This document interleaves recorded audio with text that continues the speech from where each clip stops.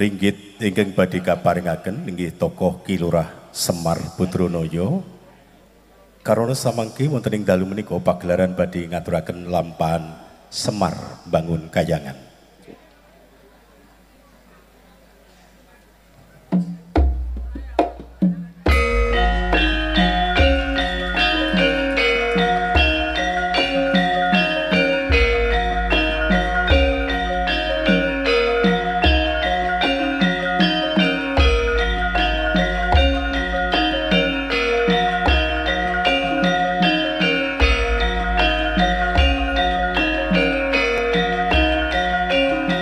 Para rawuh ingkang tugu kinurmatan,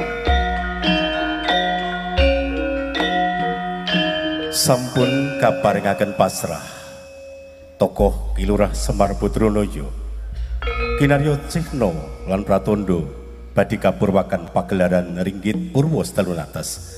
Namung saderengipun wonten keparengipun kula ngaturaken agunging panuwun dumateng para panyengkuyung satemah lumampah rarangkening adicara lan upacara merti dusun wonten ing wewengkon Kebon Agung Tridadi Sleman.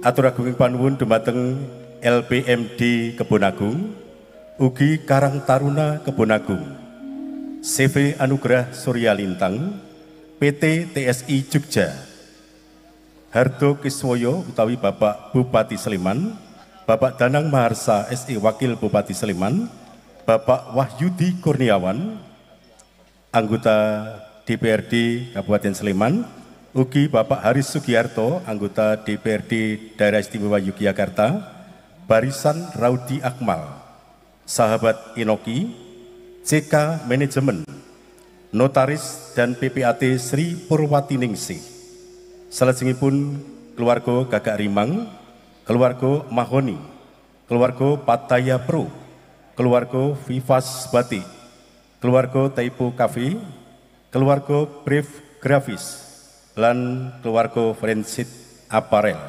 ugi dumateng warga masyarakat ing Kebon Agung sakiwa tengenipun lengkeng boten saged kasebat setunggal buku setunggal sampun kepareng-pareng panyengkuyung satemah lumampah rarangkening upacara lan adicara. Kanthi menika purna kepareng kula ndherekaken adicara. Mbok menawi anggen kula ngaturaken adicara. Nuwun sewu sinaosa nembe rawuh, sugeng rawuh Bapak Penewu Kapanewon Sleman. Dalu menika ayanipun kathah sanget mangke bibar mriki tasih wonten ing Kapanewon sanesipun. Inggih, matur nuwun. Kula bali wonten kirang langkungipun wonten lepatipun anggen kula matur nyuwun agunging pangsami kepareng kula pungkasi. Bila taufik walidayah, wassalamualaikum warahmatullahi wabarakatuh. Salajengipun dumateng para rawuh sumangga sugeng mresani kagunan Jawi pagelaran ringgit pacucal sedalunatas kanthi lampahan Semar Bangun Kayangan kabeber dening Ki Dalang Gading Pawukir Seno Saputra. Dumateng panjenenganipun Ki Dalang Gading Pawukir Seno Saputra lan sedaya kru kadherekaken. Nuwun matur nuwun.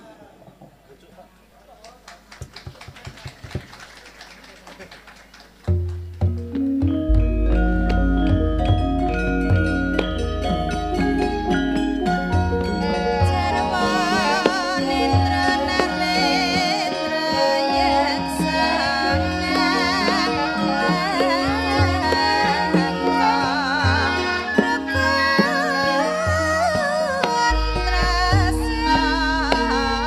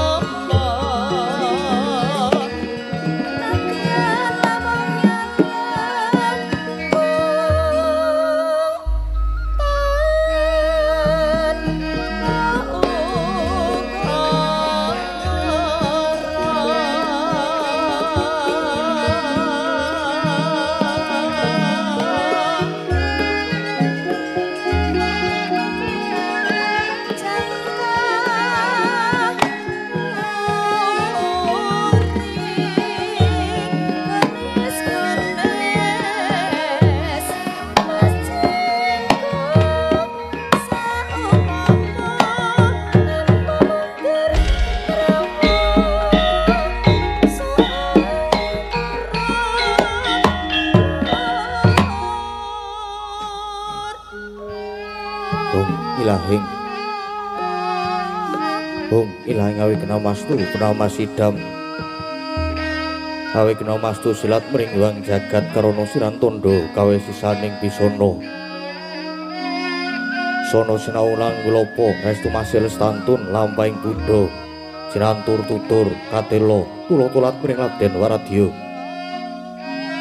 Winursita ngumpama paramene skara karna giya tumiyeng jaman purwa. Winusudha trengkang dinama-dama pinardi tameng lalata mangka tekap wasananing gupita tanpun renggeng pralambang matumpa-tumpa. Warma panggung sang murweng kata. Purwakaning carita linarik rututing basa dongeng kuna musra saya linaras saya karaos mula sari rohang rasa ani ruing diri rasa rumangsa rumangsan lir jalma ngilu kaca jarweh bojone aku cahing carita lo becik wis gumelar jroning pakliran ya kang sejati hampir sani pagelaran ringgit purwa Surya Candra Darum yang Kartika kinurba kudrat ingkang kawasa sari ratri angedri bawana pura ing tenging dosina gilir gumanti tanpa kembuh teman dadi petanganing dina sasi warsi windu kang sarta abad daruku lantang artu mangkar sini rambuh Jawa pating krembyah dadi padhang ing kutu-kutu alang atoga Purana yang Brontoyo dadi branaan kang tanpa wicalan jalu manungsa tinitah priya wanita sponto-ponto anut golonganing bangsa dewi-dewi Negari pundhita ingkang kawadita Purwa eka marang sawiji adili nuwih dasa 10 Purwa marang wiwitan senadyan kathah titahing dawa ingkang sinunggahing Pratiwi kinasunganing akasa kinapiting samudra Raja Samyanggana raras nanging datan kadya ingkang genuping dalu samangke yakti ingkang sinebat gumlaring negari Ngamarta ya negari Indra Prasta ya ing Batana Kawarsa ya ing Cintakapura kapadosta kinarya kandha saratri mangke awit ngupaya negari 100 tanantuk kalih negari 1000 tan jangkep sadosa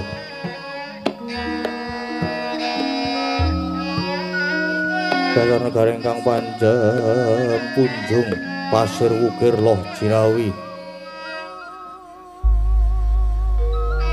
Gemah ripah lojya kerta tata turaharja tur dasar para kawulane sadaya samya sayek saeka kapti akarya luhuring nusa bangsa lan negari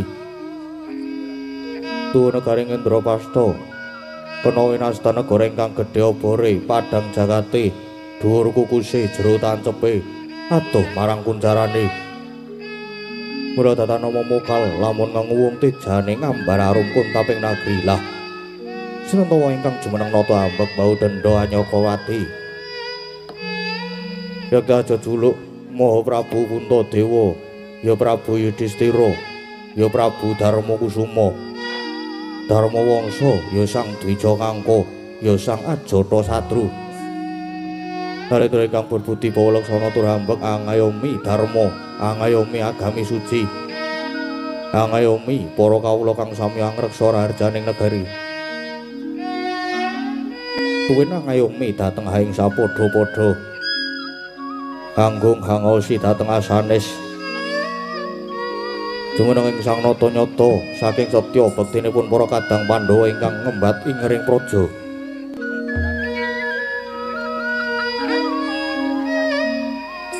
kapungkel semanten kawibawaning praja awit lamun to ginunggung nadyan saratri tanana pedhote nuju risa juga sang nata kepareng miyos tinanggil mungguing sitinggil binaturata kadhep dening para kadang ngaglah yayah prayit mengkewu tuhu menika pisanipun satriyaning Jodipati kekasih Raden Werkudara dene ingkang lenggah mabukuh amarga rumuka lir Konjem Bantala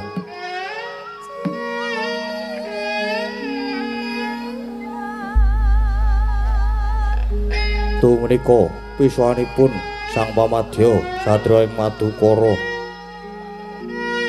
kekasih Raden Harjuna ya Raden Janaka ya Raden Permadi dadan kantun piswanipun satriya kembar kemanikan niki Raden Nakula saha Raden Sedewa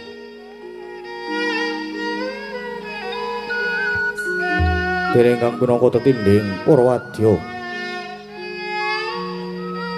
kasambet piswanipun para mantri bupati nayakaning praja amber blabar panjaya samudra datanpa tepi maneka busananing para wadya tinon kadipandraing puspita nalika semanten kagiat kadara wekasan nampi rawuhnya ingkang raka nata mandura Prabu Baladewa ya Prabu Balarama kepareng lenggah jajar lan sang nata pramila daya-daya den acarani dadi mangkono pangodas maraning indra ingkang dereng kawedharing lisan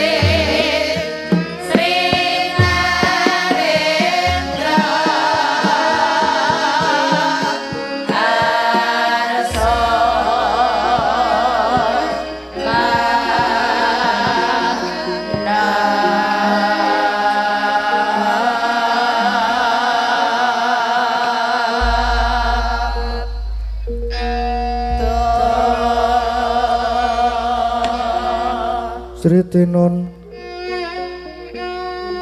ning wase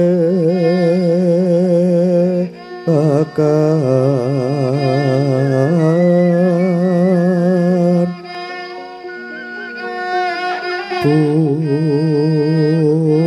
busana maneka arna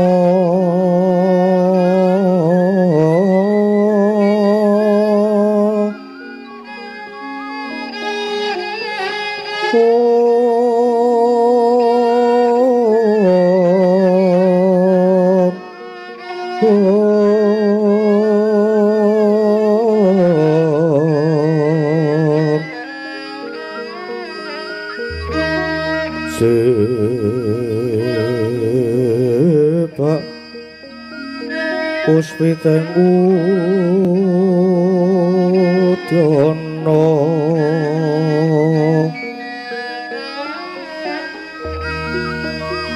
yang pancerah sarwara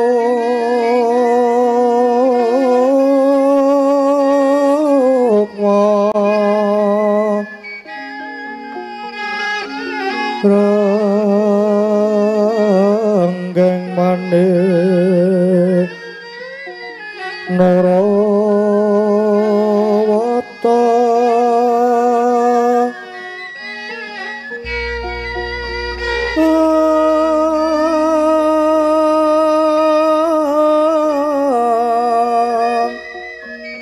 ana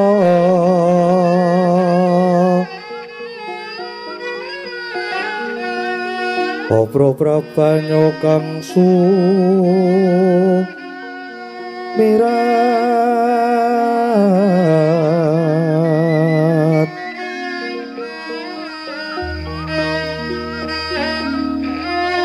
kenyaring deca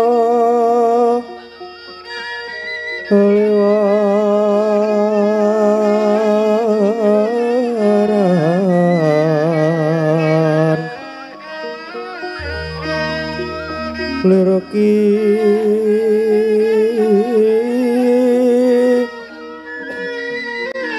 Laci sireng dade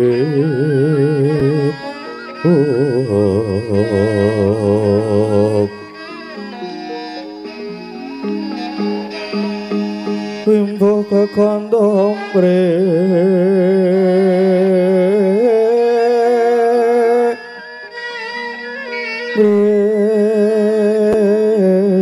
ingin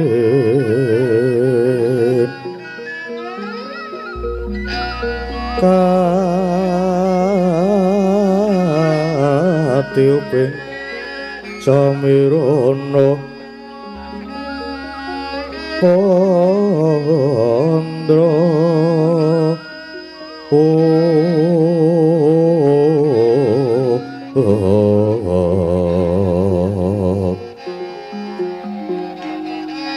sabaran mangambar kungas ngepeki madyaning pasyakan tandya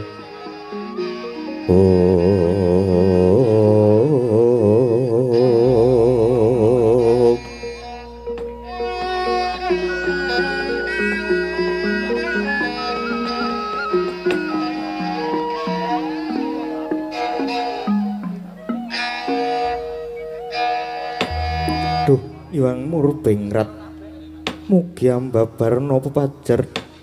Duh, jimat pepunden kula ing madya pada prapteng delahan. Koko Prabu ing Mandura. Dereng dangu rawuh paduka sasampunipun lenggah kanthi prayogi. Kepareng paduka ngaturaken pambagya panakrami tuwin sumengkeming pabekti kula mugi kunjuk wonten sandhap pepadanipun jeng Koko Prabu ing Mandura. Koko Prabu jagat dewa Bathara. Yai, nggih. Sang langkung kecadhong kanthi asta kekalih kawontenaken wonten ing Praraja kacancanging puncak ing weni. Paring pambagyanipun Yai Prabu ingkang rumentah dhateng Rakanto Mandura.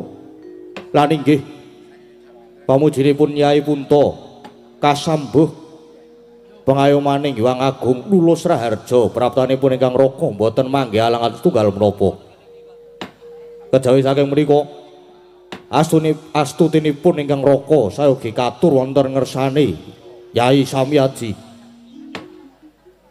Gurawalaning penampi kula paring pangestawanipun Koko Prabu sangit kula pundi saengga jimat paripih samangke mugi kaskecakno anggen pinarak lenggah Koko Prabu. Yai nggih. Sampun boten kirang prayogi. Wah. Baladewa kakangku. Sarawuhmu aku ngaturake basaku lan bektiku katur ngersane Baladewa kakangku. Kadhahipun Kakang Yai Werkudara ngaturake pangabekti banget dak tampa karya bombong penggalihipun Kakang. Pasturipun Kakang wae tumrap marang Si Adi Werkudara. Yo. Tak pundi dadi jimat. Nadyan kula semanten ugi Koko Prabu ing Mandura rawuh paduka keparengipun Arjuna ngaturaken sumengkeming pangabekti. Kadhahipun Kakang Dimas Jaraka banget dak tampa andhae ana teguh kayuananing pun Kakang. Astutinipun Kakang wae geage tampanana Yai. Nuwun kapundi wonten ing mestaka mugi ndadosna jimat paripih. Nadyan ingkang rai kembar rawuh paduka Koko Prabu ing Mandura ngaturaken pangabekti Koko Prabu. Yai kembar wis tak tampa ndadekke gumbiraning manah. Duh Koko Prabu jimat pepunden kula. Bingahing manah persasat kadidene kejugrukan wukir sari klebaning samudra madu. Inggih awit rawuhipun jeng Koko Prabu. Krana anggen kula ngrantu rawuhipun Koko Prabu pindha ngentosi kumambanging Sila Kresna sileming baeta gabus. Awit nalika Koko Prabu dereng rawuh raos sing manah kula peteng dedet liwengan pindha bangun kasaputing lebu. Nanging sasampunipun Koko Prabu rawuh minangkani menapa ingkang dados panyuwun kula. Biar padang trawangan raos sing manah kula pepindhanipun kadidene lumampahing wanci panglong kepapak obor 1000. Krana saking pandugi kula inggih namung Koko Prabu ingkang saged minangka dados pepajar pepetenging manah kula. Ingkang mekaten Koko Prabu saestu diagung pangaksaminipun bilih rawuhipun Koko Prabu ing Mandura sanget kula pondhongi mangersa Koko Prabu ing Mandura jagat dewa penara. Yai diagung pangaksaminipun Yai Prabu dene semuran ndat anggen kula minangkani menapa ingkang dados pamundhutipun Yai Prabu. Lajeng cumadong dawuh Yai wonten wigatos ingkang kados pundi? Lan menapa ingkang dadosken duh kita ninggalih Yai, mbok bilih saged kawedharing kathah soe lajeng kula aturi mbabaraken ingkang Raka sampun sumedya nilingaken karna manglungaken jangka murih terwaca anggen kula nampi sabdanipun Yai Prabu. Yai Prabu ing Amarta. Anjra ingkang puspita rum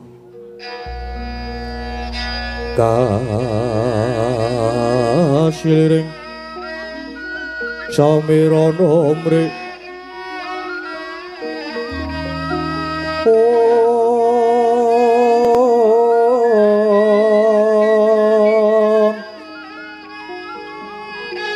Sekar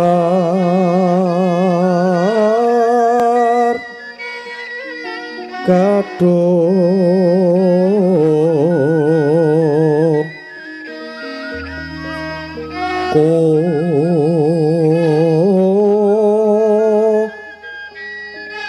ngas kadang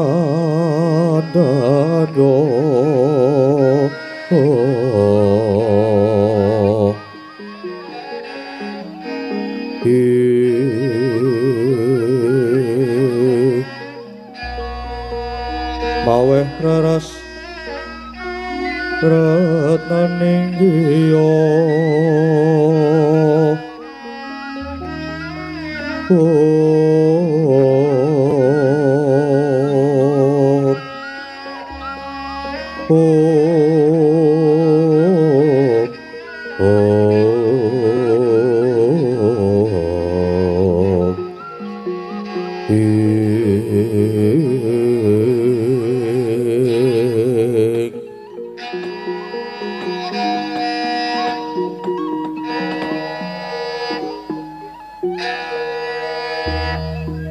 Koko Prabu ingkang dadosaken pepetenging manah kula prasasat suduk gunting tatu kalih sepisan sampun sawetawis trimadya candra etang kalenggahan menika negari Ngamarta kados dene nampi wolakipun Jawata awit kawontenanipun negari Ngamarta kalenggahan menika prasasat remeng remu sorotipun kados layu Koko Prabu.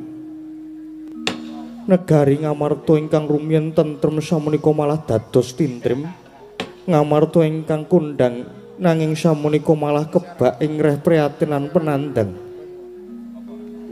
Kejawi ketaman pagebluk mayangkara nanging ugi kathah prahara ingkang nuwuhaken mapinten-pinten bebanten inggih kurban bondo donya inggih nyawa. Satemah para kawula pating jerit reyungan.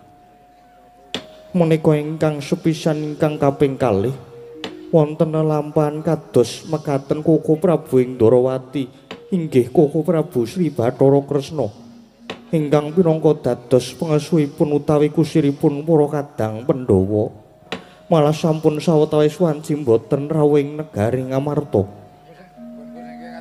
Semanten ugi Kakang Semar Badranaya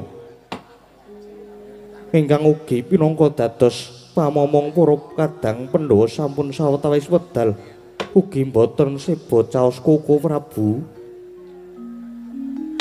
Inggih perkawis menika ingkang sanget dadosaken jibeg bebek ing manah kula. Pramila Koko Prabu rening sawetawis wanci Koko Prabu Sri Bathara Kresna dereng kepareng rawuh saking panginten kula inggih namung paduka Koko Prabu Mandura ingkang kula anggep pinangka dados wakilipun Koko Prabu Kresna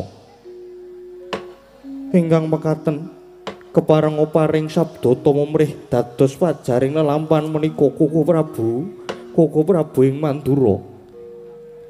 Jagat mangestu wayah Brara jagat. Sabdanipun Nyai Prabu sampun kula tampi kanthi terwaca. Nanging Nyai tumrap kula menika malah kepasan yudha katujuh kinu. Tegesipun kaleresan menapa daruranipun mekaten Koko Prabu. Inggih. Krana Yai Prabu Puntakala wau ngendika bilih sampun sawetawis wanci Yai Prabu Kresna malah dereng rawuh wonten negari Ngamarta. Lah sejatosipun prapanipun ingkang raka ing Mandura menika malah ugi badhe wewarta dhateng paduka Yai badhe paring kabar babagan menapa Koko Prabu. Lho, menapa Yai Prabu dereng pirsa? Rikalenggahan menika Yai Kresna sawetawis wonten pundi? Inggih, dereng Koko Prabu. Lah menika kula caosi prisa Yai. Bilih sampun sawetawis wanci Yai Kresna samenika malah mapan utawi lenggah wonten Karangka Dempel.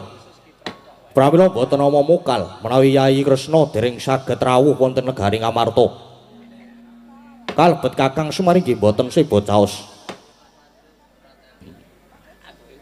Krana inggih nembe kedayowan Yai Kresna niku lan mbok menawi Yai Kresna wonten Karangka Dempel menika namung badhe nyengkuyung dhateng gegayoanipun Semar. Satemah Yai Kresna klepian lan lirwa dhateng jejibahanipun minangka dados pengayoman lan kusiripun putra para kadang Pandhawa. Menika Yai. Lah menapa Yai Punta dereng prisa utawi mboten dipuntarosi bab gegayoanipun Kakang Semar? Inggih dereng Koko Prabu. Kakang Semar gadah gegayuhan menapa? Wah lah dalah Yai. Kakang Semar ing rikalenggahan menika gadah gegayuhan badhe bangun kayangan. Pramila lajeng dipun sengkuyung kalian Kresna menika. Wah, Baladewa kakangku. kepareng aku sumlatur. Yo, Dimas Werkudara napa? Aku tak takon. Semar kok bakal bangun kayangan kuwi sing mbok karepke kepiye? Lah ya kuwi. Pun Kakang dhewe ya gumun. Nganti tekan saiki isih tuwuh tandha pitakonan, Semar kok malah bangun kayangan ki mengko karep sing kepiye? Umpama to bangun kayangan banjur kayangan ngendi sing bakal dibangun? Merga kayangan kuwi werna-werna. Moko kayangan kuwi papane para dewa, tur manggone ya ora ana ning Marcapada. Umpamane Semar bakal bangun kayangan yen manut wawasane Baladewa kakangku, wah kuwi bener apa salah? Loh, berkat pakartine Semar kuwi mau genah yen to luput. Kok Baladewa kakangku iso ngluputke? Dasare apa? Werkudara. Nggih. Pun Kakang wis ngendika ing ngarep yen to kayangan kuwi papane para dewa. Tur ya wis duwe jeneng dhewe-dhewe umpamane.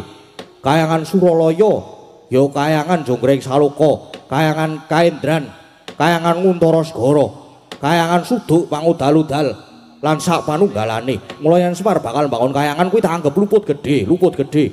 Lupute nggon ngendi? Lupute merga Semar wani nyahak wewenange ratu ning para dewa ing kayangan. Ya kowe pukulun Bathara Guru. Dadi umpama bangun kudune sing menang bangun ya pukulun Bathara Guru. Nek tumrapaku perkara iki ditelusur luwih dhisik aja grusah-grusu mundhak kesluru dalan buntu. Lan aja nganti awake dhewe malah dadi ora kleru karo Semar. Ya nek sing dikarepke Semar bakal bangun kayangan kuwi kaya sing dikarepke Baladewa kakangku. Lah nek dudu kepiye? Mula perkara iki awake dhewe kudu pratitis. Lan yen pancen ancas lan gegayuhane Semar kuwi tumuju marang kautaman kang migunani kanggo bebrayan agung, wah awake dhewe kudu sabiyantu. Lho. Lah kok malah arep dibantu kuwi kepiye to? Semar bakal bangun kayangan kuwi genah yen luput. Lah kok malah arep tok bantu kuwi kepiye? Durung karuan luput. Wong kuwi aja gampang nibake cubriya, kudu ditelusur, ditaliti dhisik. Nek pancen Semar ancase becik kudu dibantu sakutuhe. Ya wis sakarepmu, sakarepmu. Mengko dibuktekke wae, mengko dibuktekke. Yai. Yai Punta, Koko Prabu kados pundi? Sampun. Babakan Semar badhe mbangun kayangan mangke dipun rembak malih. Lah samenika ngrembak babakan negari Ngamarta. Ingkang kados kenging molak utawi nandhang pagebluk. Inggih cumadung dawuh kados pundi Koko Prabu? Yai. Kula menika kadang sepuh. Dasaripun kula inggih pun tuwa, wong tuwa menika kedah saged kangge gondelan. Ampun ngantos mrucut saking tembung tutur, uwur lan sembur. Pramila senadyan kucem-kucem dipun rawuhi, mrica kecut sauni-unine kula badhe matur. Mbok menawi dados rana amberat gebluk ingkang nimbrung ing negari Ngamarta, Yai, Yai Punta. Inggih Koko Prabu. Keparenga paring dawuh, Yai. Wontenipun ruhara prahara kang lan kawontenan ingkang kebak kengken prihatin ingkang tumempu ing negari Ngamarta menika yen saking wawasan kula menika sejatosipun mujudaken pepenget utawi pepeling saking Gusti ingkang nyipta jagat ngemutaken dhateng para warga ing Ngamarta utaminipun para Pandhawa supados purun awas diri lan dandani dhateng pakarti. Nuwun sewu Yai, nuwun sewu. Kula mangertos bilih warga agung negari Ngamarta menika kebangetan anggenipun dewa-dewaaken dhateng pusaka inggih menika Kyai Jimat Jamus Kalimasada payung tunggul naga lan tumbak Karawelang menika kesangeten nggone mundi-mundi nganti padha lali dhateng Panembah Jati ngiwakake nggone bekti marang Gusti merga padha nyembah kalian wujudipun pusaka ingkang dipun aji-aji kalian tiyang Ngamarta. Nyuwun pangapunten menika klentu klip lepat Yai lepat. lan dosa ingkang boten saged pikantuk pangapura saking Gusti menika.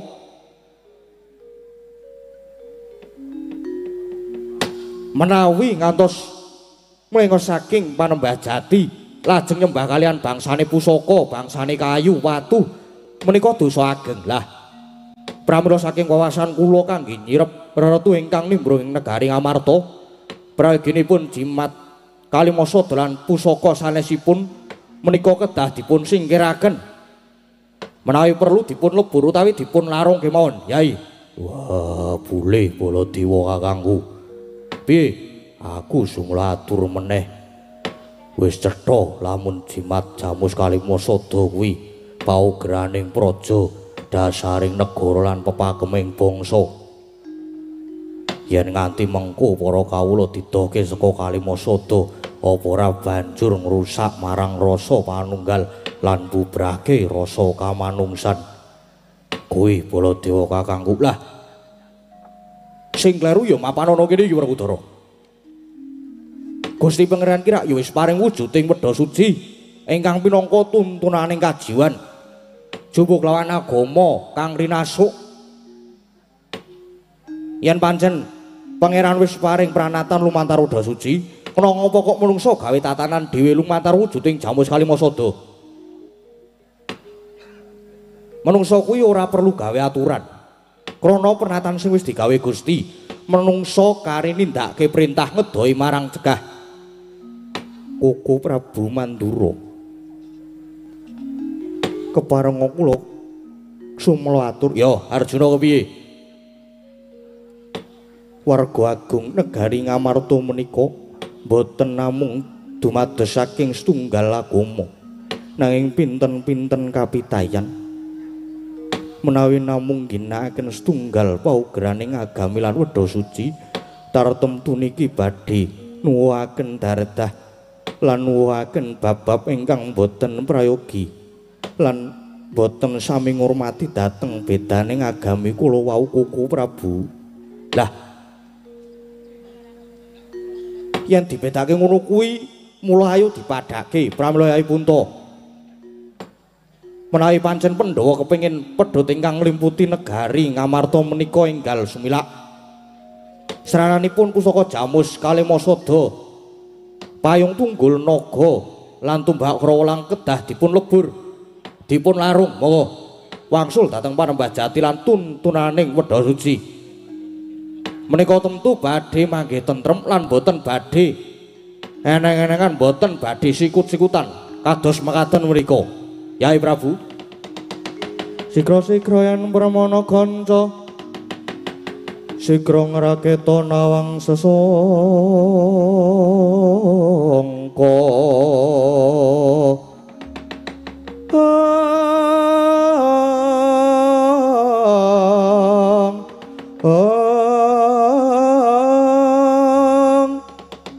Goyang lenggahing Sri Nalendra ambek marosing sang katri gumulung mangrempak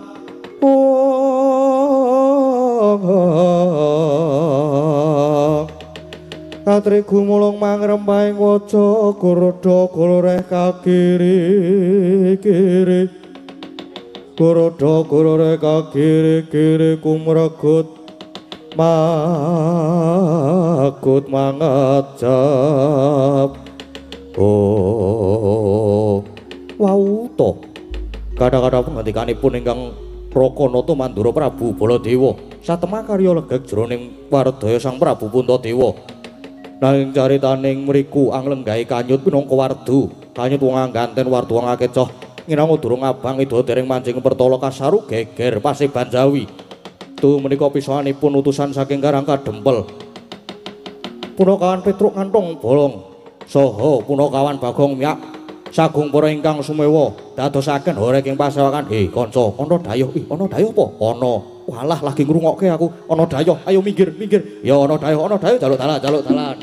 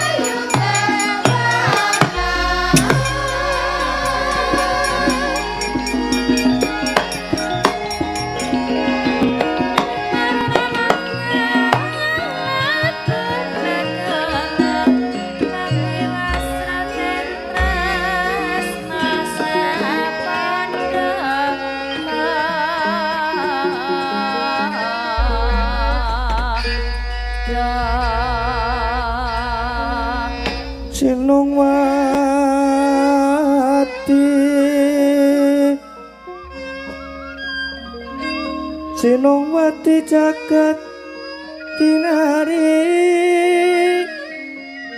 hamo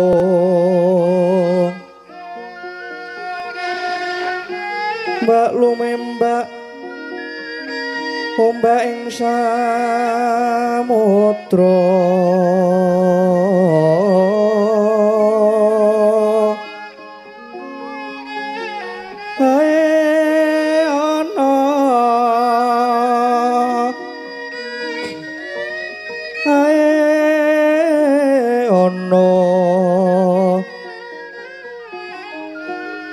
lumut hambak kanggeng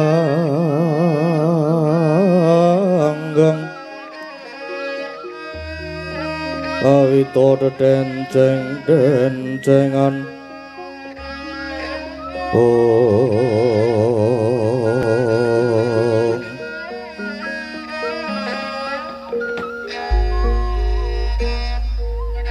nganti gawe oreken pasewakan jebul iki suwane Petruk padha kanthi raharja biswanira Petruk kanthong bolong nduk amit pasang kali mantap iki numpun lodoni dumaning tawang-tawang inggih awit mundi pangestunipun sesembahan kula sinuwun Prabu Punta lulus raharja swan kula mboten manggih alangan setunggal menapa sembah pabekti kula mugi kunjuk sinuwun Yaya Petruk wis ingsun tampa akarya bombong ing tias pangestuning sun wae tampanana inggih sanget anggen kula mundi dadosa jimat aku kok ora dibagekke ya Truk ya metu wae Kang kowe iki bak-baki ya nah aku nak ning kene iki wae Truk ya ning kono kuwi wae anteng wah Petruk slamet tekamu inggih pangestunipun Ndara Werkudara wilujeng sowan kula bakti kula katur nggih Gus ya tak tampa Petruk esmusu mengko pengawak Bajra banjur ana wigati apa tumuli matura apa pancen sira diutus dening Kakang Semar inggih kepareng matur mbok bilih wonten lepat atur kula mangke nyuwun gunging pangaksami sinuwun ya ora dadi apa Petruk nggih matur nuwun malih-malih menapa sinuwun malih-malih menapa sowan kula menika jane dipun ngangken kalian Bapak Semar Bapak lumantar kula saestu nyuwun pangapunten yen pinten-pinten piswanan niki mboten sebo caos teng negari Ngamarta merga Bapak niku jane sakniki nembe ngempalaken para kawula ing Karang Kadempel sumrambah dhateng para warga ing Ngamarta krana Bapak sakmenika kepengin badhe mbangun kayangan lah niku mongko sampun cetha bilih ingkang ngayomi para kawula Ngamarta menika paduka sinuwun Prabu Puntadewa. Lah kalenggahan menika paduka sinuwun Punta sakadang Pandhawa katuran supados rawuh supados rawuh wonten ing Karang Kadempel nanging suwun punta anggenipun rawuh supados ngasta kagungan dalem jimat Kalimasada pamripun menapa supados para kawula niku enget dhateng dasaring praja eling kalian paugraning negara sabab Kalimasada ingkang kaperang dados gangsal inggih menika setunggal bab panembah nomor kalih menika apa ya Kusik bab rasa kamanungsan nggih napa mboten ya Petruk ingkang nomor 3 menika aduh lek ku maca ning omahmu apa ya manunggaling bangsa iki menapa mboten iya Petruk nomor 4 utawi nomor 5 menika waduh apa ya kawicaksanan lajeng ingkang nomor gangsal menika inggih adil warata lah menika kersanipun Bapak Semar mboten namung diapalke ning bener-bener dihayati lan diamalaken mungguing bebrayan gung sinuwun lan menapa to sebabipun negari Ngamarta menika kok ketaman tintrem lan prihatin ketaman prahara kathah kawula ingkang boten rukun niku merga pun lali kalih jati diri bangsa ingkang nami jimat Kalimasada pramila mawantu-wantu panyuwun kula para pepundhen kula Pandhawa katuran ninggal rawuh ing Karang Kadempel kanthi mundi jimat Kalimasada supados para kawula menika ayem tentrem jenjem krana yen para penggede utawi wakil rakyat kersa rawuh teng isor niku wong cilik niku padha marem estu niku makaten atur kula wonten lepat nyuwun pangapunten wasana mugi dadosa penggalian lan kula nyadong dawuh pangendikanipun sinuwun Prabu Puntadewa. Wassalamualaikum warahmatullahi wabarakatuh.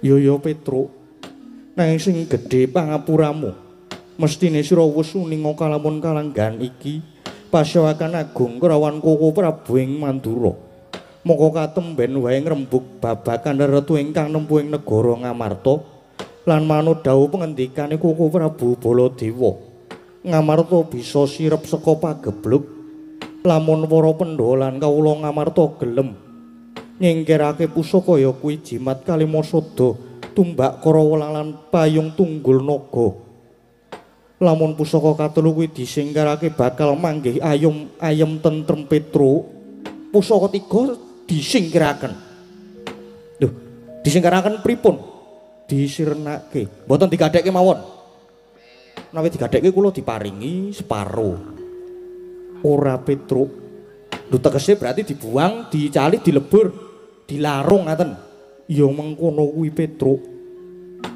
sing ngendika ngoten niku sinten Koko Prabu Baladewa jane ning ngendika ngoten niku duwe pikiran mboten to nuwun sewu lan nyuwun pangapunten mboten kok ateges jenenge wong niku bekti utawi nyembah dhateng pusaka niku mboten nanging menika ngurmati dhateng para leluhur kina para pahlawan ingkang sampun yasa wujudipun pusaka ingkang endahipun kados makaten lha kok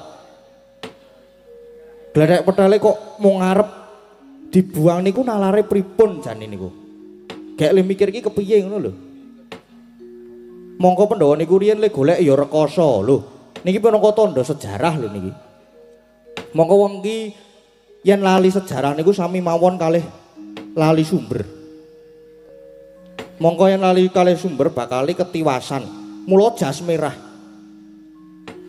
jangan sekali-sekali melupakan sejarah jas merah Petruk nggih jas merah menawi jas kuning menika benten melih kunan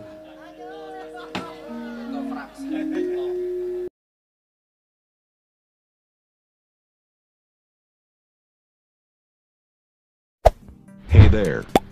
Subscribe to my channel. And also press this bell icon.